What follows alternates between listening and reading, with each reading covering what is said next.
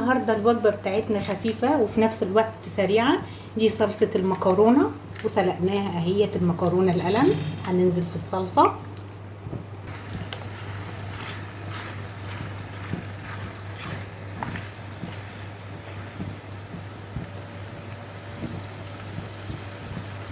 والبطاطس دي ني في ني، قطع مكعبات، طماطم معصوره، ملح، فلفل، كمون، مرق دجاج، كربين، شوربه.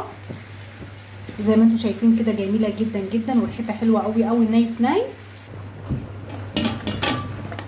شايفين الجمال والحلاوه، والله ني في ني وعامله ازاي وصحيه كمان.